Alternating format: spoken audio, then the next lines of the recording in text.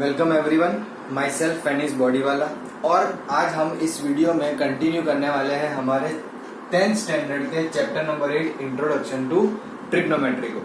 सो till now हमने exercise 8.1 भी खत्म कर ली है और उसके बाद हमने कुछ स्पेसिफिक एंगल्स के बारे में देखा था कि उनके स्टैंडर्ड वैल्यूज क्या आती है ऑफ ट्रिग्नोमेट्रिक रेशियोज। उसी को ध्यान में रखते हुए will solve few examples and then will go for the exercise 8.2।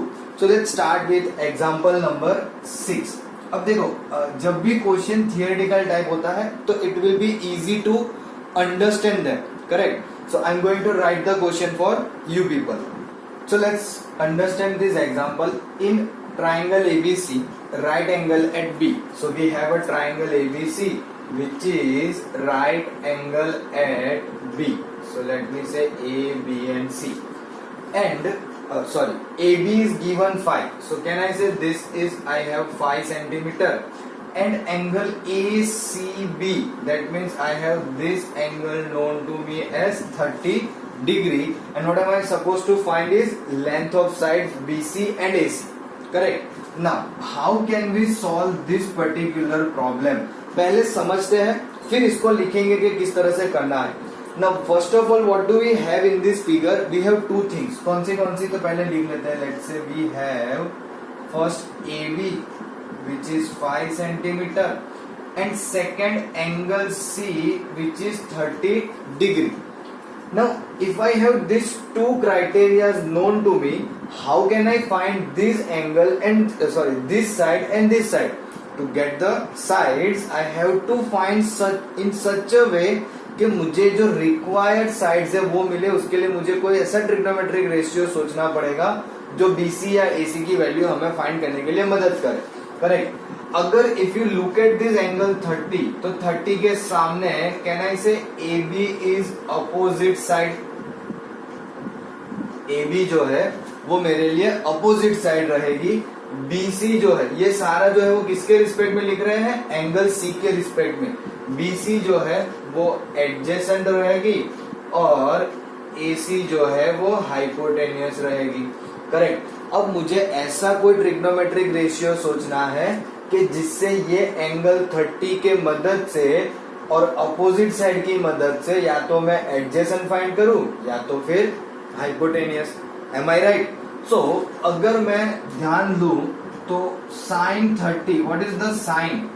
मतलब कि साइन ट्रिग्नोमेट्रिक रेशियो जो है उसकी फॉर्मूला क्या है, उसका रेशियो क्या है? तो उसका रेशियो क्या होता है? Opposite side upon hypotenuse which is AC. Am I right? Sine 30 हो जाएगा AB by AC. अच्छा, आपको ऐसा लगे कि भाई पहले साइन 30 नहीं लिखना है, आप ऐसे लिख सकते हो साइन C. तो हमें पता है एंगल C कितना है? 30 है. So this will become sign 30. AB की साइड पता है 5, AC हमें फाइंड करना है. तो अब रिकॉल करेंगे कि भाई साइन 30 कितना आएगा, जिसके लिए मैंने आपको कहा था कि टेबल जो है वो कम से कम 5 से 10 बार लिख के याद कर लेना सारी values. Those values are very very important. So sin 30 is 1/2. This is 5. This is AC. तो सिंप्लीफाइंग मतलब के क्रॉस मल्टीप्लाई करेंगे. AC ऊपर 5 2 जा 10 सेंटीमीटर. समझ में आया? तो मुझे AC की वैल्यू 10 सेंटीमीटर मिल गई. अब दूसरा यहाँ से साइड कौन सा फाइंड करने के लिए बचा है? BC. अब यहाँ से दो तरीके, बट मैं आपको ट्रिग्नोमेट्रिक रेशियो बताऊंगा, लेकिन I show you another method also कि अगर हमें ट्राइंगल की दो साइड पता चल गई हो तो थर्ड साइड हम पाइथागोरस की मदद से कर सकते हैं. M I clear? बट हम यहाँ पे ट्रिग्नोमेट्रिक रेशियो पे थोड़ा सा ज्यादा फोकस करेंगे क्योंकि वो कंसेप्ट को हमें अच्छे से अपने आप में एब्जॉर्ब करना है, करेक्ट? तो अब ये सोचो कि अगर आपको अपोजिट पता है और एडजेसेंट ढूंढनी है, अपोजिट पता है और एडजेसेंट ढूंढनी है और एंगल भी पता है, तो कौन सा ट्रिग्नोमेट्रिक रेशियो प्रीफर करोगे? Very good. जिन लोगों ने 10 कहा बहुत अच्छा. 10C, opposite upon adjacent. So opposite 10C मतलब 10 30, क्योंकि एंगल तो हमें पता है, AB भी पता है 5, BC फाइंड करना है.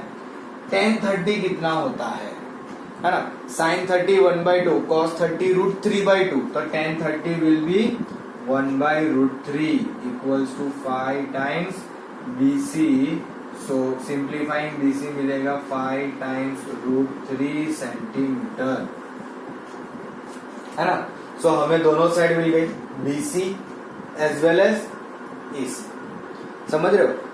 देखो यहाँ पे आप बहुत सारे न्यूमेरस वे में प्रॉब्लम कर सकते हो। Suppose some of you may started with 10, get the value of BC and then you can say AB and BC पता चल गया, पाइथागोरस थ्योरम से AC मिल जाएगा।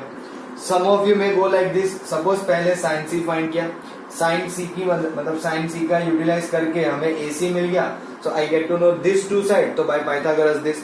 अच्छा और एक चीज कर सकते हो आप कि भाई अगर ये दोनों साइड पता चल गई और ये फाइंड करनी है, मतलब अब तो हाइपोटेनियस भी पता है, पहले अगर हमने AC फाइंड कर लिया तो then you can go for even cos, trigonometry ratio cos में भी जा सकते हो। कैसे? एडजेसेंट अपॉन हाइपोटेनियस, हाइपोटेनियस तो पता है, एडजेसेंट मिल जाएगा, एंगल भी पता है। So there are so many ways to get to the answer. आपको लॉजिक समझने हैं, कब कौन सी तरह से कौन सा ट्रिग्नोमेट्रिक रेशियो सिलेक्ट करना है, ये हमारे लिए ज्यादा इंपॉर्टेंट है। तो आपको ध्यान क्या देना है, आपके पास क्या क्या अवेलेबल है। If we have the angle and if we have the opposite side, और अगर रिमेनिंग साइड फाइंड करनी है तो it will be very easy. हाँ, अब ऐसे भी प्रॉब्लम आते हैं कि जिसमें हमारे पास अगर साइड्स अवेलेबल है और बोला है कि एंगल्स फाइंड करो, देखेंगे मे बी नेक्स्ट प्रॉब्लम हम उसी तरह का ट्राई करेंगे सॉल्व करने की। But what I am trying to explain over here is कि you people need to understand the logics, कि कब हम साइन ले रहे हैं, कब टेन ले रहे हैं, कब कॉस लेना है। जो भी ट्रिग्नोमेट्रिक रेशियोज आप प्रीफर कर रहे हो, यू शुड बी अवेयर कि वो क्यों ले रहे हो, करेक्ट। और उसके लिए आपको बस क्या ध्यान रखना है कि दिए हुए ट्राइंगल में कौन सा एंगल पता है, कौन सी साइड पता है, उस एंगल के रिस्पेक्ट में वो साइड क्या होगी, and all those things. Simple. Pause the video and note it down. Let's have a look eight example number 7। क्या बोला है? ट्राइंगल PQ और राइट एंगल एट Q। तो वापस से एक फिगर बना लेते हैं, जो राइट एंगल ट्राइंगल होगा और Q जो है वो, सॉरी यहाँ पे आएगा R, करेक्ट। अब PQ की साइड बोली है 3 सेंटीमीटर, PR की साइड बोली है 6 centimetre. So I have 2 sides and I want to find 2 angle, एक QPR और दूसरा PRQ।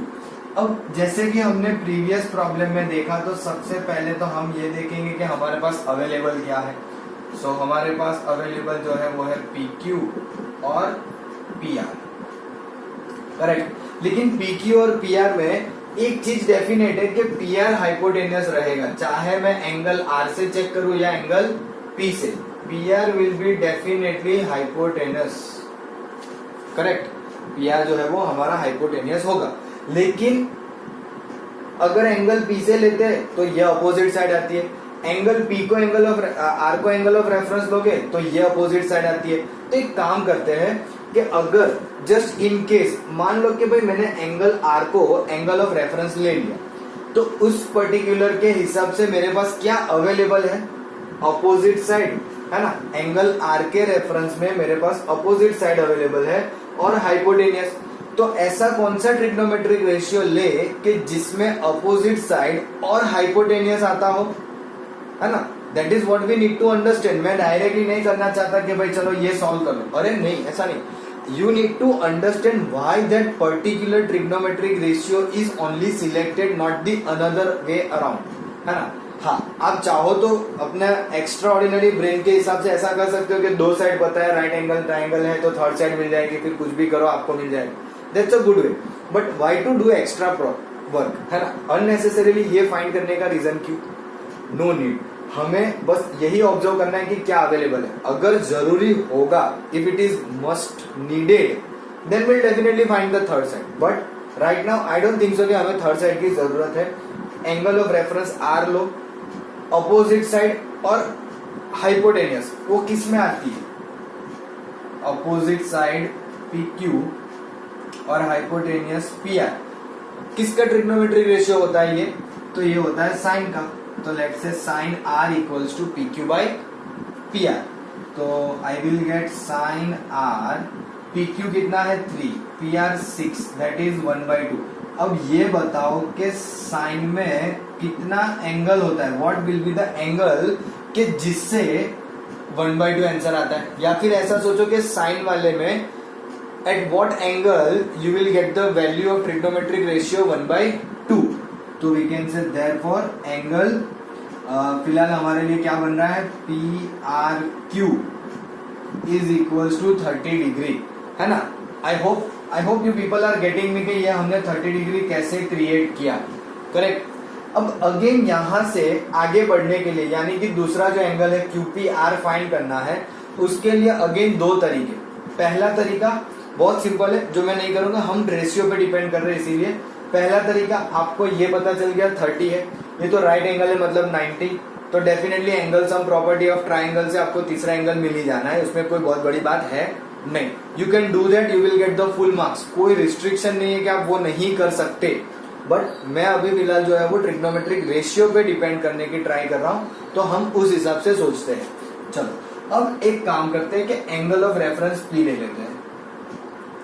अब अगर हमारा एंगल ऑफ रेफरेंस P है, तो फिर PQ कौन सी साइड होगी, adjacent.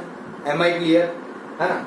Angle of reference P है, उसके लिए अपोजिट साइड ये होगी, adjacent side will be PQ and hypotenuse will be PR. सीधी सी बात है. तो फिर हमें कौन सा ट्रिग्नोमेट्रिक रेशियो लेना पड़ेगा जिसमें एडजेसेंट अपॉन हाइपोटेनियस आता हो. अभी आपको यहाँ पे ऐसा लग रहा है कि तो PQ by PR सेम है, लेकिन दोनों की सिचुएशन बहुत डिफरेंट है. यहाँ पे जब एंगल R को रेफरेंस लिया तो अपोजिट अपॉन हाइपोटेनियस था, जब एंगल P को रेफरेंस लिया तो एडजेसेंट अपॉन हाइपोटेनियस है, तो एडजेसेंट वाले में आएगा cos P, यानी कि cos P की वैल्यू 3/6 यानी कि 1/2. सो cos P 1/2 कब आता है, मतलब कि ऐसा कौन सा एंगल होगा जब ट्रिग्नोमेट्रिक रेशियो cos की वैल्यू 1/2 होगी, that is 60. Angle QPR is equals to 60 degree. समझ में आया, है ना. अब सेम चीज अगर आपने पहले एंगल P से स्टार्ट किया होता, you will get this angle QPR, तो वो 60 मिलता. एंगल सम प्रॉपर्टी से आप लोग R फाइंड कर लेते. हमने यहाँ पे पहले R फाइंड किया, फिर कहा कि भाई दो तरीके से होगा, एंगल सम प्रॉपर्टी से भी P मिल जाएगा, या फिर हम P को इस तरह से भी फाइंड कर सकते हैं. Correct. So this is totally up to us, है ना. कभी भी कोई भी आप पे क्वेश्चन ने जबरदस्ती नहीं की हो, तब तक आप जैसे चाहो वैसे कर सकते हो. हाँ, अगर क्वेश्चन ने ऐसा बोल दिया कि determine this using trigonometric ratio, तो फिर आपको इसी तरह से करना पड़ेगा, तब आप एंगल सम प्रॉपर्टी नहीं लगा सकते. अगर तब एंगल सम प्रॉपर्टी लगा दी तो फिर वो रॉन्ग कंसिडर्ड होगा, भले ही आपका आंसर राइट हो. So please everyone make sure कि क्वेश्चन ध्यान से पढ़ो, जिस तरह से इंस्ट्रक्शन दी है वो फॉलो करो. अगर क्वेश्चन ने आपको कोई रिस्ट्रिक्शन नहीं दी है, you can do anyhow, you can possibly solve it. Correct. So please pause the video and note it. Example number 8. If sine A minus B 1/2 cos A plus B 1/2. अब ये important है, यहाँ पे क्या बोला है कि A और B आपके जो दो एंगल है उनका एडिशन 0 से लेके 90 के बीच में, 0 से लेके 90 के बीच में या 90 के इक्वल हो सकता है. और दूसरी कंडीशन क्या बोली है, that A is greater than B, मतलब the value of angle A must be greater than B. Simple. तो फाइंड करो एंगल A और B क्या होगा. अब कैसे करेंगे, तो लेट्स ट्राई टू थिंक. सो हमारे पास अवेलेबल है साइन A minus B 1/2. अब साइन ऐसा एंगल है, मतलब साइन क्या हो सकता है उसका एंगल कि जिससे वैल्यू 1/2 मिले. तो हम सबको पता है कि we know that sine 30 is 1/2. तो दोनों का देखो राइट हैंड साइड 1/2 है, तो I can easily say that sine A minus B is equals to sine 30. इसका मतलब A minus B equals to 30. Equation number 1. Am I clear. उसी तरह से यानी कि similarly we have cos A plus B equals to 1/2. अब cos में 1/2 कब आता है, तो क्या बोल देंगे, बट cos 60 is 1/2, therefore cos A plus B is equals to cos 60, यानी कि मुझे पता चला a प्लस बी जो है वो 60 है and this is my equation number 2। Correct. एक इक्वेशन है a minus B equals to 30, दूसरी है a plus B equals to 30। कुछ सिमिलर जैसा नहीं लग रहा है ना? किसको सिमिलर है? Yes, definitely third chapter, elimination method और substitution, whatever you want. I will definitely go for elimination method. a minus B 30 and a plus B 60। Elimination method b b कट, ये 2a, 60 प्लस 30 90, तो I got a equals to 45 degree. a कितना मिला? 45। Now you can substitute in any one of them, है ना? यहाँ पे आपको वापस से एलिमिनेशन करने की जरूरत नहीं है, तो सीधे सीधा लिख दो from equation number 1 that is a minus B equals to 30, let me say 2, है ना? क्यों 2 कहा पता है? क्योंकि वो फिर साइन कन्वेंशन में ना मुझे आपको मिस्टेक नहीं करवानी है। That is a plus B 60, तो a की value 45 plus b equals to 60, तो b equals to 60 minus 45, so I got b equals to 15 degree, है ना? सिंपल प्रॉब्लम है, कोई भी डिफिकल्टी होनी नहीं चाहिए इसमें, है ना? सो please pause this video and note it down. Let's start with exercise 8.2। Question number 1, evaluate the following. See, whenever we have the following, that means we have more than 1 or 2 more problems than in this kind of question. So let's say first one क्या है? Sin 60 into cos 30 plus sin 30 into cos 60।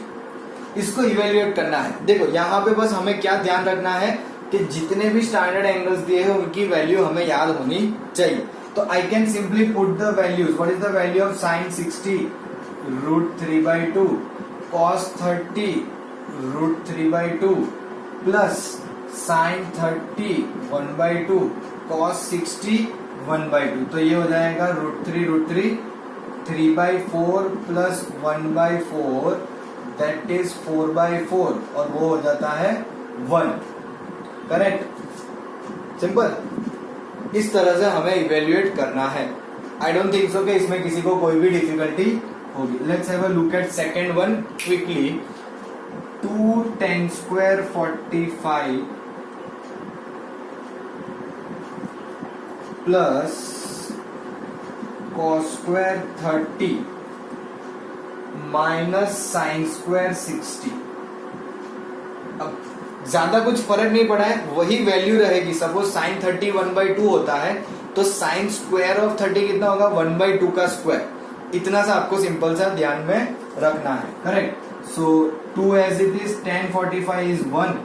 Correct, और 1 का square तो 1 ही रहेगा, ऐसे कोई फर्क नहीं पड़ेगा। cos 30 इज √3/2, उसका स्क्वायर। sin 60 इज ऑल्सो √3/2 और उसका ही स्क्वायर। तो I can observe that this two are similar. ये दोनों तो कट हो गया। 1 का स्क्वायर 1, 2 1 जा 2। अरे देखो कितना इजी है ये सब, तो है कि नहीं? एकदम फटफट हमसे सॉल्व हो रहा है। चलो बढ़िया है। तो थर्ड वन में क्या दिया हुआ है? cos 45 divided by sec 30 plus cosec 30। अब इसे सॉल्व करना है। Can you do this? क्या ये आप कर सकते हो खुद से, है ना? मैं आपके लिए छोड़ रहा हूं because it is very easy to solve. Just simply put the values and you can give your answer in comment section. Please जब भी आंसर दो तो प्रॉपरली लिखो क्वेश्चन नंबर 1 का थर्ड, है ना? Then it will be easy for me to identify कि आपने कौन से क्वेश्चन का आंसर लिखा है। Let's go for the fourth one which is something like this. sin 30 plus tan 45 minus cosec 60 divided by sec 30 plus cos 60 plus cot 45। तो देखो अभी भी सारी स्टैंडर्ड वैल्यूज ही चल रही है, हमें सिर्फ स्टैंडर्ड वैल्यूज ही रखनी है, कुछ नया नहीं करना है। अगर आपने वो टेबल अच्छे से याद किया होगा, this all problem will be solve with in a minute, 1 minute में आप कर लोगे। sin 30 1/2, tan 45 1, cosec 60। तो पहले ये सोचो sin 60 क्या आता है, √3/2, cosec 60 उसका रेसिप्रोकल विच विल बी 2/√3। देखो मैं कैसे सोचना है वो भी आपको बता रहा हूं यहाँ पे, है ना, नॉट ओनली के भाई डायरेक्टली वैल्यू मैंने लिख दी और आपको बोला सॉल्व कर लो। फिर sec 30 यानी cos 30, अगेन cos 30 √3/2 ही आता है, तो this will be also 2/√3 plus cos 60 1/2 plus cot 45 1, है कि नहीं। तो अगर हम कुछ ऑब्जर्व करें तो कुछ ऐसा बन रहा है, देखो 1/2 प्लस 1, 1/2 प्लस 1, तो 1/2 प्लस 1 कितना होगा, 3/2 माइनस 2/√3 डिवाइड में 3/2 प्लस 2/√3। अब एलसीएम तो लेना ही है, कुछ ज्यादा फर्क नहीं पड़ेगा, so it will come out as 3√3 minus 4 divided by 3√3 plus 4, correct. लेकिन हमने 9th स्टैंडर्ड से ऐसा सीखा है कि डिनोमिनेटर में रैशनल रखना नहीं है। अब डिनोमिनेटर में रैशनल नहीं रखने के लिए हमें करना पड़ेगा इसे सिंप्लीफाई। चलो तो इसको सिंप्लीफाई करते हैं, कैसे करेंगे, 3√3 minus 4 divided by 3√3 plus 4 into 3√3 minus 4 divided by 3√3 minus 4, rationalise कर लिया। ऊपर देखो 3√3 माइनस 4 का होल स्क्वायर, क्योंकि 2 बार वही है, फिर नीचे 3√3 का स्क्वायर माइनस 4 का स्क्वायर, 3 का स्क्वायर 9, 9 3 जा 27 माइनस 3 2 जा 6, 6 4 जा 24√3 प्लस 4 का स्क्वायर 16, अगेन 3 इंटू √3 तो 27 माइनस 16, 27 प्लस 16 कितना होता है 33, 43 माइनस 24√3 और 27 में से 16 गए तो 6, 21 और 10 11। दिस इज अवर आंसर, क्योंकि अब यहाँ से कॉमन कुछ निकाल नहीं सकते। अब देखो एक सीधे सीधा सा कंसेप्ट है, आप चाहो तो इसको भी एज आंसर में रख सकते हो, बट मैं जनरली बिलीव करता हूँ कि रैशनलाइज करके इस तरह से सिंप्लीफाइड फॉर्म में हमेशा लाना चाहिए। That will be a good thing to do, simple. So this is how you can solve the fourth one. Third आपको आंसर देना है कमेंट सेक्शन में, so you can pause the video and note it down. Let's go for the fifth one in this question number 1। क्या बोला है, 5 cos square 60 degree plus 4 sec square 60 degree minus tan square 45 degree whole divided by sin square 30 degree plus cos square 30 degree.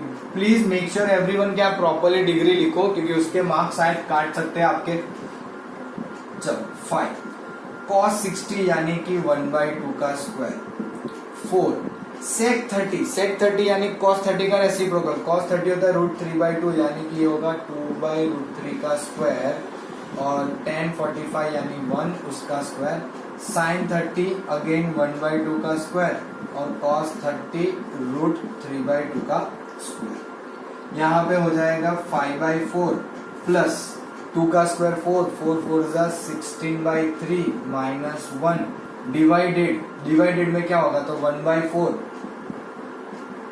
Plus 3/4, नीचे तो 1 हो गया, देखो 1/4 plus 3/4 यानी 4/4 1 हो जाएगा। अब बचा ऊपर, तो ऊपर एलसीएम ले लो 12, सो 5 3 जा 15, 16 4 जा कुछ ज्यादा बड़ा हो जाएगा, 16 2 जा 32, 64 क्या बड़ा हो जाएगा माइनस 12 डिवाइडेड बाई 12, क्योंकि देखो डिनोमिनेटर 1 हो चुका है, उसका लिखने का मतलब नहीं। सो 64 माइनस 12 62, 52 प्लस 5 57, अच्छा 15 में से 12 माइनस क्या होता तो 3 बचता, सो 67/, करेक्ट। ये उससे ज्यादा इजी था फोर्थ वाले से, एम आई राइट। हाँ वो अलग बात है कि फोर्थ वाले में यहाँ पे आप आंसर रोक सकते थे जैसे मैंने कहा, बट मैंने रैशनलाइज कर दिया just to give you proper answer, simple. So इस तरह से हम हमारे प्रॉब्लम्स को सॉल्व कर सकते हैं। So I hope you people can try this. So pause the video and note it down. Question number 2, choose the correct option, और हमें जस्टिफिकेशन भी देना है। सो कैसे करेंगे, देखो first one 2 10 30 upon 1 plus 10 square 30। अब ये देख के आपको ऐसा फील हो रहा होगा, अरे now we can do this. So अगर if you are having a confidence, please listen to me carefully, अगर आपको लग रहा है कि आपको कॉन्फिडेंस आ रहा है, then pause the video right now, try yourself and then check whether your answer is correct और नॉट, है ना। ऐसे ही आगे देखते मत रहो। सो फिर भी I am going to solve over here, so don't worry about that. So definitely 2 10 30, अच्छा 10 30 की वैल्यू क्या आएगी, that will be 1/√3 divided by 1 plus 1/√3 का स्क्वायर। सो न्यूमरेटर में है 2/√3, डिनोमिनेटर में एलसीएम, मतलब पहले देखो स्क्वायर तो 1/3, फिर एलसीएम लोगे तो 3 प्लस 1/3, यानी कि ये चला जाएगा ऊपर, 3 ऊपर चला जाएगा। सो 2 इंटू 3/√3 डिवाइड बाई 4, है ना, ये आपका मेन डिवीजन है। सो ये कट होके 2 बचा, ये दोनों में कट होके √3, सो आई एम लेफ्ट विथ √3/2। अब ये सोचो कि √3/2 इसमें से कौन प्रोवाइड करता है, करेक्ट, sin 30 1/2, tan 60 √3, cos 60 1/2, यानी कि √3/2 कौन देगा वैल्यू हमें, sin 60। इस तरह से आप इस MCQs, ये जो चूज द करेक्ट ऑप्शन बोला ना, वो इस तरह से आप सॉल्व कर सकते हो। रिमेनिंग में चलो एक आध तो और ट्राई करते हैं। I'll give you few as homework, but let's see 1 or 2 more problems in this. Choose the correct option. First, pause the video and note it down. Let's have a look at the third one in this question number 2. That means कि second आपको खुद से try करना है, आप लोग से आराम से हो जाएगा। सिंपल सी है, वैल्यू रखनी है, you will get the answer. अब यहाँ पे क्या बोला है, sin 2a is equals to 2 sin a is true, यानी कि ये true होगा कब, at what value of a, है ना। ए ऐसा कौन सा एंगल होगा कि जब ये दोनों इक्वल आ जाए, simple. So let me start with like this, अगर sin 2 ए की जगह पे 30 ले लिया तो 30 इंटू 2 कितना हो जाएगा, sin 60, और यहाँ पे होगा 2 sin 30, sin 60 कितना होता है, √3/2, 2 टाइम्स sin 30 1/2, ये दोनों कट, कैन आई से √3/2 इक्वल्स टू 1, नो, यानी कि मेरा ये ऑप्शन रूल्ड आउट हो गया। चलो कोई बात नहीं, अब आगे देखते हैं, है ना, दूसरा सोचते हैं, मतलब कि लेट्स से 45, तो के sin 2 टाइम्स 45 यानी कि sin 90, और sin 90 यानी 1, इधर रखो तो 2 टाइम्स sin 45 इज 1/√2, तो my answer is √2, they are not equal, मतलब ऑप्शन सी भी गलत है, करेक्ट। वैसे ऑप्शन डी भी चेक करोगे तो आपको गलत ही मिलेगा। So let's go for option number A. तो साइन, अब 2 इंटू 0 करो तो 0 ही होगा, साइन 0 0, फिर यहाँ पे है 2 साइन है, तो यानी कि 2 साइन 0, सो 2 इंटू 0 0, दोनों 0 0 आ गए, मतलब के ये पर्टिकुलर स्टेटमेंट सिर्फ जब एंगल ए 0 होगा तभी ट्रू होगा, अदरवाइज नहीं, correct. sin 2a equals to 2 sin a is true when angle a is 0 degree। 30 45 60 हर एक पे चेक किया, लेकिन वहां पे ये जो है वो इक्वेशन होल्ड नहीं कर रहा है, true, correct. That is why it only satisfied at angle 0, so option A is our answer. Am I clear? You can pause the video and note it down. Now I wrote question number 3 on the board, but not with the intention that I am going to solve. It is for you to understand and recall that we did example number 8 similar to like this, है ना। So क्या बोला है यहाँ पे, tan a plus b की value √3, tan a minus b की value 1/√3। Conditions are still same कि a plus b की value, angle a plus b जो है वो 0 से 90 के बीच में रहेगा या 90 होगा, और a जो है वो ग्रेटर देन b है, करेक्ट। तो एंगल a और b फाइंड करना है। जैसे हमने एग्जांपल नंबर 8 सॉल्व किया था, वैसे के वैसे आपको ये पर्टिकुलर क्वेश्चन भी सॉल्व करना है, और आपको जो भी एंगल मिले please give your answer in comment section. I will expect के एटलीस्ट इस पर्टिकुलर क्वेश्चन नंबर 3 का आंसर तो मुझे कमेंट सेक्शन में देखने मिले ऑफ मैक्सिमम स्टूडेंट्स। जितने बच्चे देख रहे हैं ना, प्लीज ट्राई करना कि आप इस पर्टिकुलर क्वेश्चन का आंसर जो है वो कमेंट सेक्शन में लिखो। डोंट वरी, किसी ने आपसे पहले आंसर दे दिया हो, वो राइट हो रॉन्ग हो, इज इररिस्पेक्टिव ऑफ दैट, आप ऑनेस्टी से अपने हिसाब से सॉल्व करो and put your answer in the comment section. Simple. Will go for directly question number 4। हम क्वेश्चन नंबर 4 सॉल्व करेंगे और क्वेश्चन नंबर 4 में कहा है कि हमें ट्रू और फॉल्स बताना है। क्वेश्चन नंबर 4 क्या है? ट्रू और false. Let's have a look at first one. पहला क्या है? Sine A plus B is equals to sine A plus sine B. क्या ये ट्रू है या फॉल्स है? अब हमें कैसे पता चलेगा, क्योंकि ऐसा तो कोई आइडेंटिटी या ऐसी कोई फॉर्मूला हमने सीखी नहीं इस चैप्टर में। तो how can we justify this के sine A plus B is equal to sine A plus sine B? तो एक काम करते हैं, चलो बहुत सिंपल सा एग्जांपल देता हूं। मान लो, लेट कर लो, let A equals to 60 degree and B equals to 30 degree, ऐसा मान लो। करेक्ट। अब LHS चेक करो। LHS में साइन ए यानी कि 60 डिग्री प्लस बी यानी कि 30 डिग्री, तो ये हो जाएगा साइन 60 प्लस 30 90, और साइन 90 कितना होता है? 1। चलो ठीक है। अब बात करते हैं RHS में। RHS में अगर जब लेंगे तो साइन ए यानी कि 60 प्लस साइन बी यानी कि 30। साइन 60 होता है √3/2, साइन 30 होता है 1/2, तो ये आएगा √3 plus 1/2। Can you say 1 and √3 plus 1/2 equal? 1 and √3 plus 1/2 equal, तो हम बोल रहे हैं कि LHS is not equals to RHS, और क्वेश्चन ने बोला है this equals to this which is false. It's a very important true and false. Sine A plus B equals to sine A plus sine B. अब आप सोच रहे होंगे कि सर 60 और 30, देखो आप कोई भी दो एंगल ले सकते हो, but select those kind of two angles जिसकी आपको स्टैंडर्ड वैल्यू पता हो, है ना। फिर ऐसा नहीं करेंगे कि A equals to 17 degree, B equals to 36 degree. अरे पर आना चाहिए ना, आर वी श्योर कि हमें वो एंगल पता है? नो, हमें पता ही नहीं है। तो हम यहाँ पे सिर्फ वैसे ही दो एंगल सिलेक्ट करेंगे जो स्टैंडर्ड हो, जिनकी वैल्यू हमें पता हो। If you want you can take 0 and 45, 60 30 हमने ले लिया, 30 90 ले लो, है ना, 45 90 ले लो, 0 90 ले लो, जो आपकी मन में आए, है ना। So it is totally up to us, but this is how we can identify whether this statement is true और false. Simple. Pause the video and note it down. Let's have a look at second one. Second में ऐसा बोला है, the value of sine theta increases as theta increases. अब देखो, अब हम जब यहां पे पढ़ रहे हैं ना, तो हम जो है वो सिर्फ 90 तक की लिमिट में पढ़ रहे हैं, 0 to 90। And if you observe in this 0 से लेके 90, तो मैं आपको रिकॉल करवा दूं कि अगर ये साइन थीटा है और ये आपका एंगल थीटा है ना, तो एंगल जब 30 था तो 1/2, 45 था तो 1/√2, देन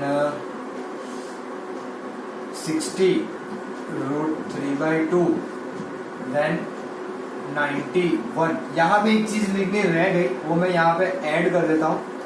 करेक्ट, क्योंकि वो यहाँ पे ही होनी चाहिए, पीछे मैं नहीं लिखना चाहता। सो 0 इज 0, यह थीटा है और ये साइन। तो ऑब्जर्व करो क्या हो रहा है। ये आपकी थीटा की वैल्यू बढ़ रही है 0 से 30, 30 से 45, 45 से 60, 60 से 90। तो उसके रिस्पेक्ट में साइन की वैल्यू क्या हो रही है? तो चलो 0 तो 0 ही होता है, 1/2 यानी 0.5, 1/√2 हमें इतना नहीं आता है, चलो कोई नहीं। √3/2 आई नो 0.866, और 1 तो 1 ही होता है। मतलब व्हाट आई एम ऑब्जर्विंग इसके वैल्यू मेरी जो है ना, वो थीटा बढ़ने के साथ साथ बढ़ रही है। तो मैं ये बोल सकता हूँ कि value of sine theta increase as theta increase true. जैसे जैसे हमारा साइन थीटा बढ़ रहा है, हमारा थीटा भी बढ़ रहा है, तो हम इसको इजीली बोल सकते हैं कि ये ट्रू है। Am I clear? Then let's have a look at third one. Same question है लेकिन अब cos थीटा है. The value of cos theta increases as theta increases. तो इसको भी कुछ इसी तरह से समझते हैं. लेट्स से थीटा और यहाँ पे cos थीटा 0, 30, 45, 60 एंड 90. cos 0 होता है 1, cos 30 √3/2, cos 45 1/√2, cos 60 1/2, cos 90 0. तो देखो अब तो ये वैल्यू 1 से कम होती गई. जैसे जैसे आपका थीटा बढ़ रहा है cos थीटा की वैल्यू डिक्रीज हो रही है. ये डिक्रीज हो रही है ना कि इंक्रीज. 1 से कम होते होते 0 हो गई. चेक करो 1 √3/2 यानी 0.866 1 से छोटा हो गया. फिर ये उससे और छोटा होगा 1/2 0.5 उससे छोटा हो जाएगा और 0 और छोटा हो जाएगा, है ना. सो जैसे जैसे आपका थीटा बढ़ रहा है cos थीटा कम होते जा रहा है. तो अगर ऐसा बोल रहा है क्वेश्चन के the value of cos theta increase as theta increases, तो ये स्टेटमेंट कैसा हो जाएगा? फॉल्स. Am I right? है ना. एकदम सिंपल है. आई डोंट थिंक सो कि यहाँ तक आपको कोई भी डिफिकल्टी होगी, है ना. अगर लिखना बाकी रह गया हो तो आप रिवाइंड करके लिख सकते हो. I am going for the fourth one. Sine theta equals to cos theta for all values of theta. क्या साइन थीटा और कॉस थीटा इक्वल होता है हर एक वैल्यू के लिए? Let's find out. What is the value of sine 45 1/√2. अच्छा, what is the value of cos 45? क्योंकि जब मैंने sin 45 लिया तो मुझे cos 45 ही चेक करना पड़ेगा, करेक्ट. तो ये भी 1/√2. तो क्या हम बोल सकते हैं कि ये दिया हुआ स्टेटमेंट ट्रू है कि नहीं? Very very good. जितने लोगों ने हाँ बोला है सबका आंसर गलत. क्यों? Let's observe that. अच्छा, फाइंड करो. चलो, व्हाट इज sin 0? तो sin 0 0 आता है. लेकिन व्हाट इज cos 0? तो cos 0 1 आता है. देखो क्वेश्चन ने बोला है कि sin थीटा और cos थीटा इक्वल होना चाहिए for all value of theta, लेकिन वो तो सिर्फ एक ही वैल्यू पे इक्वल आ रहा है जो है 45. उसके अलावा अगर आप कोई भी वैल्यू ले लो तो ये कभी भी इक्वल आएंगे नहीं. जिसका मतलब कि आपको ये दिया हुआ स्टेटमेंट जो है वो कैसा है? फॉल्स. करेक्ट. चलो, let's have a look at the last one इसमें and then our exercise will be over. cot A is not defined for angle A equals to 0 degree. कि अगर cot 0 है तो क्या वो अनडिफाइन होता है? तो थोड़ा सा रिकॉल कर लेते हैं, है ना. अब cot 0 क्या होता है? cos 0 divided by sin 0. Am I right? cos 0 कितना होता है? 1. अभी लिखा है ये रहा. sin 0 कितना होता है? 0. हाँ, 1/0 अगर आता हो तो हम बोल सकते हैं कि इट इज नॉट डिफाइंड, यानी कि ये स्टेटमेंट हमारा ट्रू है. समझ में आ रहा है? करेक्ट. सो हियर आपकी एक्सरसाइज 8.2 इज फिनिश्ड. करेक्ट. चलो, will stop here only for the day. आप अच्छे से प्रैक्टिस करना so that you can get enough amount of confidence कि आप और अच्छे प्रॉब्लम्स इसमें आए तो सॉल्व कर सकते हो. Correct. Will see you in the next class. Bye bye.